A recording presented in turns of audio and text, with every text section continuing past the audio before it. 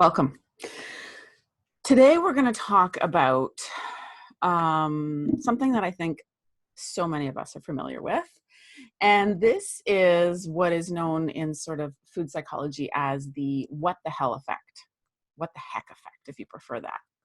Um, and the what the heck effect is something that, again, I'm sure we are all familiar with. I know I am. I have done this so many times, and I think that you can probably relate. This is where you had great intentions of, eating right, doing better, staying on track with healthy eating.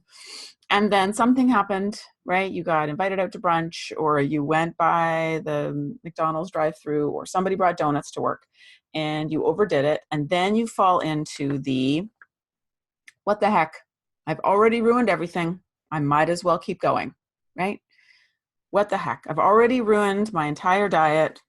I might as well eat 8 more donuts, or I might as well go out for Chinese food at lunch, or, the what the heck effect, right? And I know that you can relate. I know that you have done this. I could not even begin to count the number of times that I have done this. And I want to break it down a little bit for us here today, because I think, we have a sense that this isn't a good pattern, right? We know that it's not a great pattern to sort of, to make sort of one not so great choice and then use it to excuse the rest of the day or the rest of the week of not great choices. And yet we keep falling into this habit. So let's break it down a little bit, the what the heck effect. Let's talk about this today, okay? So this kind of all or nothing thinking, right? This idea that I'm either on the wagon or off the wagon. I'm either doing well or I'm not doing well. I'm either good or I'm bad. This is very problematic, and we need to stop doing it. And I'm going to talk a little bit about why that is.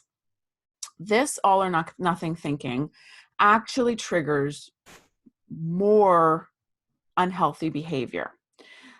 Not just because you give yourself license to do it because you already made one bad choice, but because of something I talk about all the time, which is that your brain is actually wired to avoid pain and seek pleasure, right? So the thing that propels you to keep making poor choices for the rest of the day or the rest of the week after you make a not so great choice is not the fact that you made that one not great choice, but rather the guilt and shame that you pile on top. So logically, we use the one not great choice as license to make more not great choices because we say, what the heck, right? I've already ruined everything. It's already ruined. Might as well keep going. Start again on Monday. But it's actually not at a rational level that decision is really being made. It's actually the guilt and shame that you feel for having already fallen off the wagon, right? Or made a not so healthy choice that doesn't serve you. It's the guilt, frustration, shame, beating yourself up, self-judgment that you pile on top of making that choice, that initial choice, that is actually what propels you to start seeking more not so great food. And again, this is because your brain is wired to avoid pain and seek pleasure, and making a choice and then feeling shame and guilt and frustration and self-judgment and anger around it feels awful, registers as pain for your brain. And so your brain does what it always does, which is immediately go looking for pleasure, for something to take away this pain, right? It becomes a pleasure-seeking missile. And what gives it most pleasure? Well, if you're watching this video and you're in my community and you struggle with food, it's probably food. For other people, it might not be. It might be shopping, or not great relationships, or gambling, or drugs and alcohol, right? It can be a lot of things. But for myself, and I'm guessing if you're watching this, it's probably food, and probably processed carbohydrates and sugar. So you make that not so great choice. You beat yourself up and you fall into the what the heck effect logically. But under the surface, what's happening is the anger and the guilt and the shame that you're piling on top of that initial choice propels you to make more not great choices. Okay. So it actually triggers that reward seeking behavior. So I think that there's an interesting thing going on here as well that we need to talk about and be aware of. And that is this sort of underlying sense that I can't kind of forgive myself for that choice. I have to beat myself up for that initial choice, or I will be out of control. Like if I don't beat myself up every time I make a not so great choice, I would eat everything, right? I'll be completely out of control and I'll be 800 pounds before the year is over, right? There's this sense that we need kind of the stick. We need to beat ourselves up. We need to be kept in control. We need to, because left to our own devices, and if we allowed ourselves, if we forgave ourselves, if it was just okay to have made that initial not great choice, God knows, like who knows what would happen, right? We would be unfettered, like we would lose all control. I think that that's really what's going under the surface, right? We think that there's this sense that we have to beat ourselves up. We have to like make ourselves feel awful for that choice, because that's what's going to keep us in line, and that's what's going to prevent us from making even more bad choices. The truth is exactly the opposite, okay? I want to share with you a study I was just reading about that was done. Study wasn't done recently, but I was just reading about it recently at Duke University, where they were actually testing this what the heck effect, and the effect that it has. They were trying to measure whether, is that true? Do you need to beat yourself up in order to not make more bad choices? Or does self-forgiveness work? Does self-forgiveness actually make things worse or make things better? That's what the test was really about. So they brought in a group of dieters, female dieters, and they told them that they were actually running two studies. One was about how food affected our mood, and the second study was a simple taste test of different candies that were going to be put on the market.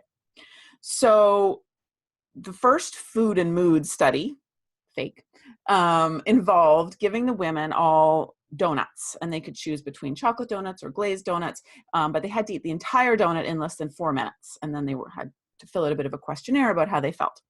So they had to sort of eat the donut really fast. They were also asked to drink an entire glass of water, because what that does is sort of fill you up, and what they wanted was for them to feel guilty, right? For them to feel like they'd made a bad choice.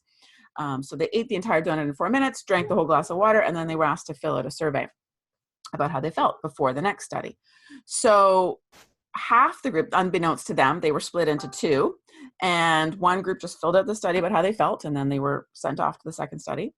This other group were actually, researchers came in and gave them a message, and they said that, we just wanted to let you know that often we realize when people do this study, they actually feel really guilty for eating that whole donut, and they kind of, beat themselves up, and they have a lot of judgment.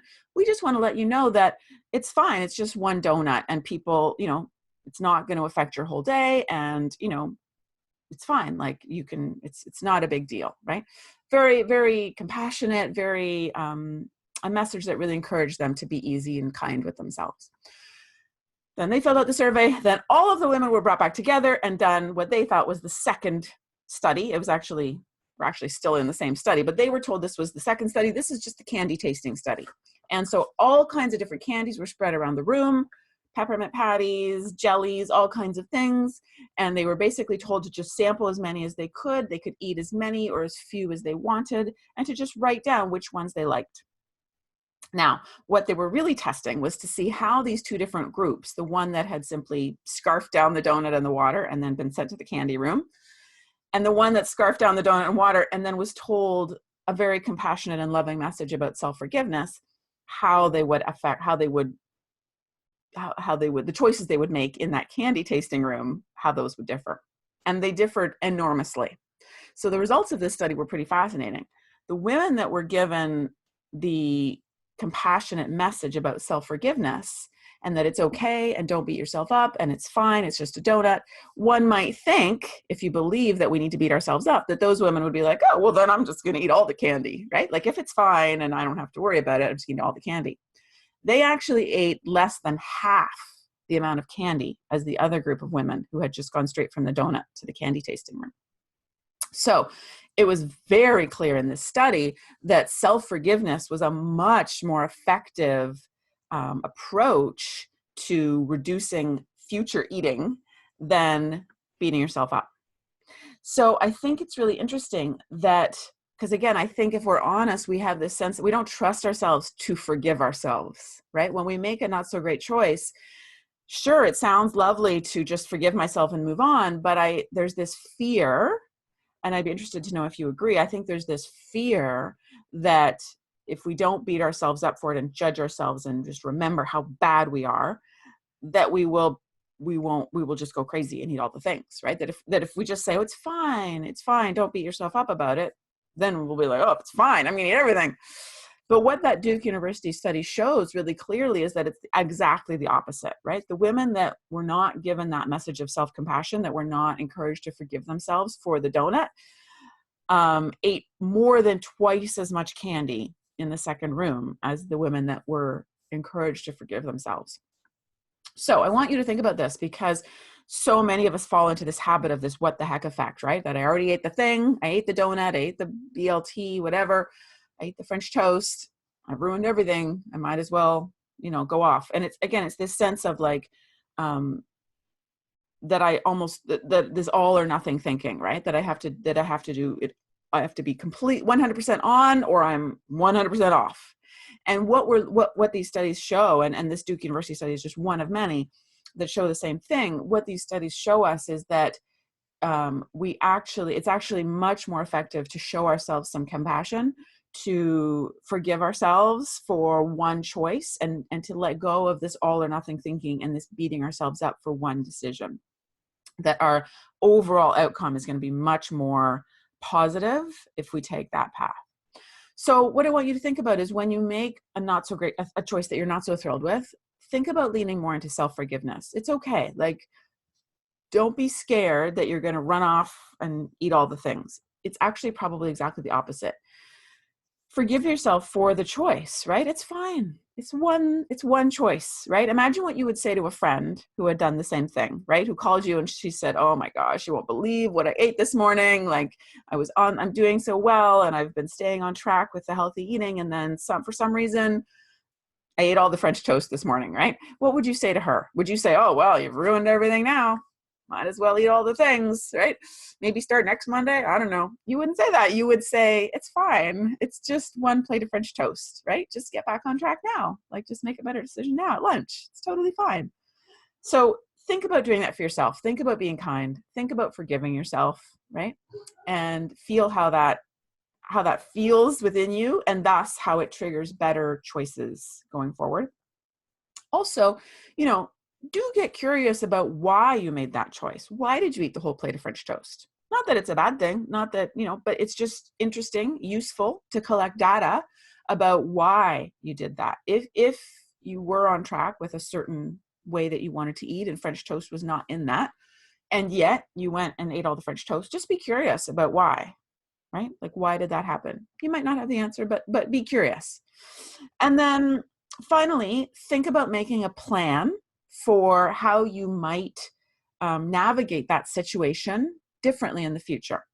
So if it's that there was like a work event and it was a brunch and you didn't, so everyone was having French toast and it looked fantastic and you just did, then maybe think about what a plan could be for the next time that happens, right? Like, maybe you could just spend 5 minutes before you went to the restaurant, just looking at the menu online, picking something different, maybe just spending a minute or two, even if it means like going to the bathroom if you're at the office, and just doing a little visualization about what your bigger goal is here, right? Beyond just delicious French toast, what it is that you are really creating for yourself in your life, and whether or not, like, what choice at breakfast might better align with that. So think about a plan of what you could do next time differently. Again, not as a way to beat yourself up, but just, this is the work. This is how we reprogram and rewire our brains around food so that we have different patterns and different habits that support our long-term goals. Okay? All right. Thanks so much for listening. I hope this was helpful. Let me know in the comments below whether or not you have experienced the what the heck effect and how you think you might navigate it differently next time. All right. Talk to you soon. Bye.